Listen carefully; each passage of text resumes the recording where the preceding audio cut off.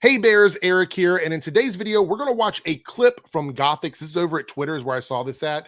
Now, a little backstory, quick backstory on Gothix, and I'm going to give you what information I know. So Gothix was a part of the Black Girl Gamers community that is caught up in all this drama of Sweet Baby Inc. and DEI and all that stuff, or whatever. We're not going to talk about that in today's video. If you want to know more about that, I've done several videos talking about it. There's plenty of videos on YouTube about it. What we're going to talk about today is this clip specifically where she's talking about empathy and some other stuff. And I disagree with just about every single thing she says in this video. So I want to talk about this and sort of break it down. However, before we get into this video, if you want to help change the negative, nasty algorithm here on YouTube, make sure you join me and join the revolution so we can dismantle it from the inside and disrupt that algorithm and that pipeline that YouTube has when it comes to the search feature. So people aren't seeing negative content at the very top of their searches. So hit subscribe, become part of the Ericverse today. Leave a like, leave a comment down below. Check the description box. There's other channels like mine who are also trying to do the same thing. And let's make a difference. We're already seeing it. It's already happening, but we can push even harder. Let's watch this clip. Here's something that maybe you guys haven't considered, or maybe you have. I'm going to enlighten you for a second. The wokies, a lot of them don't even know that they're woke. I'm guessing that she's talking about us. We're the wokies. I'm quite aware that I'm woke and I'm okay with it. If woke means like respecting diversity and treating different people with kindness and giving them an opportunity to showcase their art and their talent, then yeah, I'm fucking woke. If I point at the wokies and I say, okay, what you're espousing is communist rhetoric, they're going to say, I'm not a communist. They don't. I mean, that's what anybody would say. That's not just like unique to the wokies or the liberals, leftists, whatever. If I were to point a finger at someone who is right-leaning or someone else on the other side of the political spectrum and go, you're a communist, they would say they're not a communist as well. So where is this discussion going? Because that both sides of the political spectrum, I think would answer that the same way. I don't know that they're a communist. And that's the crazy thing about all of this woke stuff is that they bake it in. So I could say the same thing, that conservative people don't know that they're communists and then go on about why I believe that. So this isn't some enlightenment or definitive thing like they framed this at the beginning of the video, like I'm going to enlighten you. It's just they're like, they probably were sitting around one day and like, oh, I'm really cooking with this idea. You know what I mean? By exploiting empathy. And then so people who fall into this ideology think that they're actually helping. So everything's an ideology with the conservative community. Everything's an ideology, like cooking ideology, doing laundry ideology. Everything's an ideology. Nothing is just a thing. It's always some sort of insidious ideology. And that's language that they use as a community to sort of make people feel like there's something insidious happening when there's nothing insidious happening. Like ideology inherently is not a bad word. It doesn't mean anything negative in concept. But when it's applied to like something that is considered more progressive or something like that, then it's automatically assumed that it is going to be something, it's going to be something bad. So I want to run back here just for a second. Sorry, I hate to do this, but Gothix is talking about exploiting empathy. So let's hear the full thought. I do want to give her a chance to give her a full thought, and then we're going to respond to that. Exploiting empathy. And then so people who fall into this ideology think that they're actually helping. I'm doing a good thing, but they're just spewing communist rhetoric and they don't even realize it. So she's saying that people who have empathy,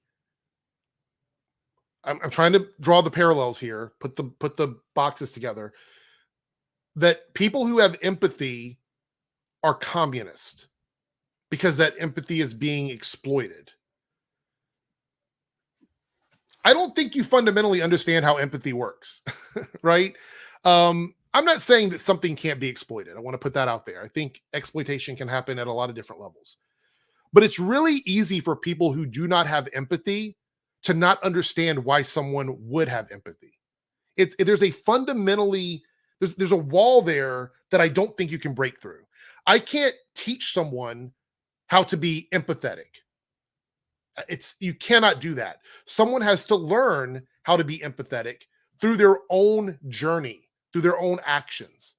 If you're not an empathetic person, and I know this from experience, if you are not an empathetic person, there's almost nothing that I could do as an individual to make you empathetic. You either are or you're not. So to say someone is exploiting empathy is to say that empathy in itself is a bad thing, thus being communist. If we're following the path here of what she's laying out, because otherwise exploiting empathy would mean just making people love more people, care about more people, and there's inherently nothing wrong with that unless you're again following the path that empathy is communist. But anyway, let's continue. So I give people the benefit of the doubt, like I'm not going to say that every single person who's wrapped up in that type of rhetoric doesn't actually care. I think So here's, give me a second here. I hate to do this, but give me a second.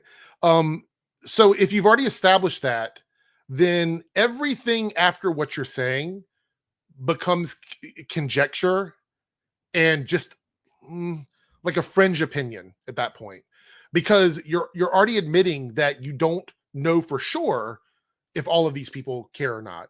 However, you're going to go on to explain your point of view based on an assumption about an entire group of people. So I think that they're very misguided. I mean, they're double-minded in their approach trying to achieve what they want to achieve. So they say we want equality, we want respect, but then they don't give respect to people when it's convenient for them.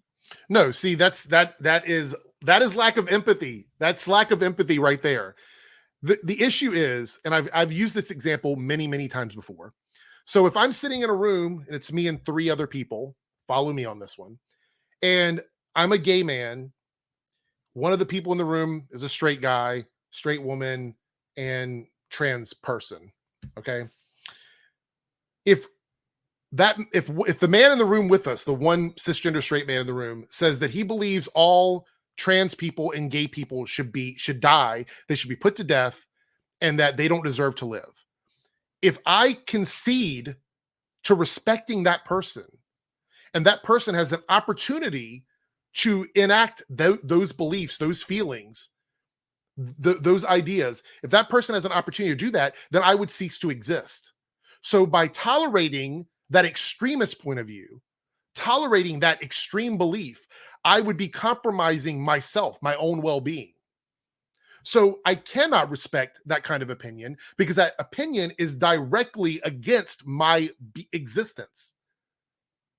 So this is why a lot of times when people don't want to give respect to someone else, it's because they are denying the right for someone to exist at the bare minimum, at the bottom level.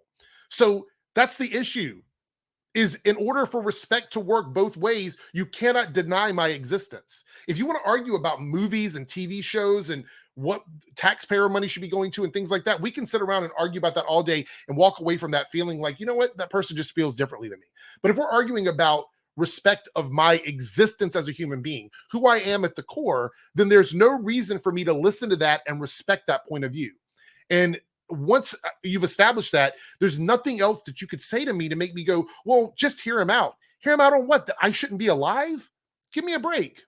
I'm sorry that the color of your skin dictates that everyone around you on different sides has preconceived notions of how you're supposed to think, feel, and act. Seems like a heavy burden. Not anymore, honestly. Like I said in one of my other videos, this is just the result of sin.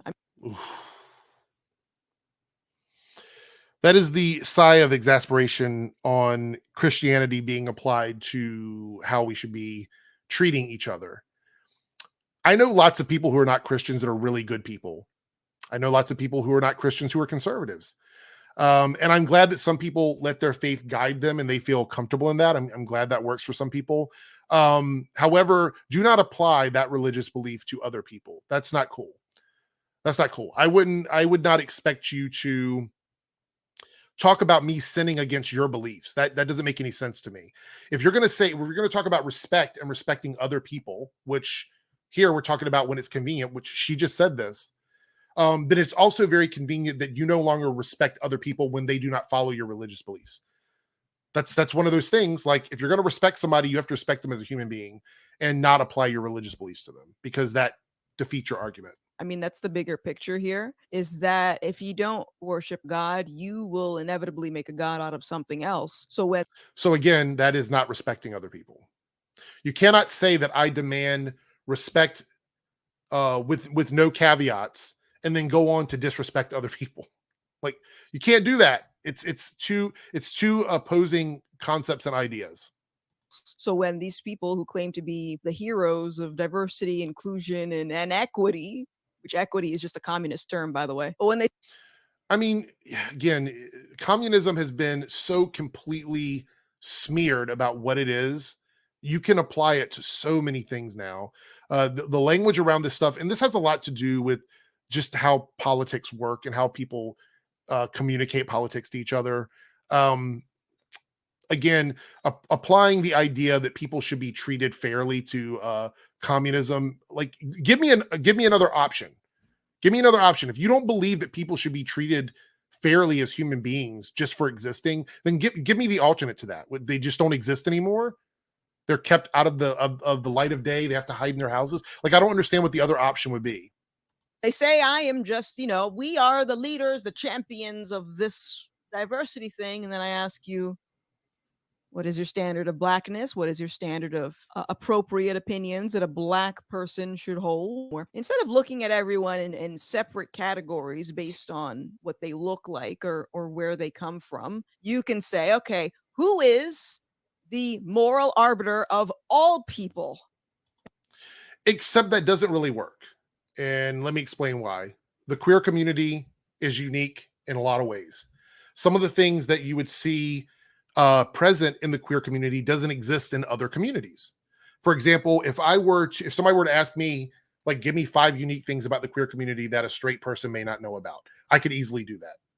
I could easily do that. Just like if I were to ask a black person, give me 5 unique things about the black community that I may not know about, I'm pretty sure they could do the same thing. There are unique aspects to communities that have to be considered. And look, in a utopian world, in a perfect world where we didn't have to deal with systemic problems that oppress so many different communities, if we didn't have to deal with that, I think that we could look around and go, you know what? We don't see color, we don't see gender, we don't see sexuality. We don't have to worry about the fact that, a gay person is walking down the street holding hands with their boyfriend or their girlfriend or whatever. You don't have to worry about that because it wouldn't be a big deal. No one would see those things. They wouldn't see color. They wouldn't see gender. They wouldn't see sexuality. Everybody would just be living their own lives. But that is a utopian world that we do not live in. And the idea of just peace, love, and all of that, it only works if people are okay with the existence of community.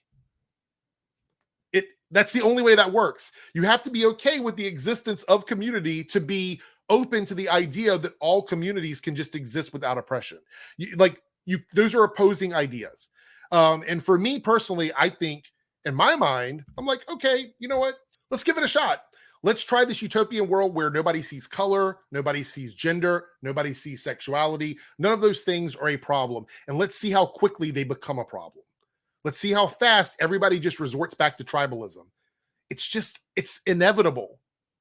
So the only solution to that is to respect and love the communities themselves. If we ever want to get to this utopian civilization that so many people seem to dream about, we have to just allow these things to play out the way they're going to play out.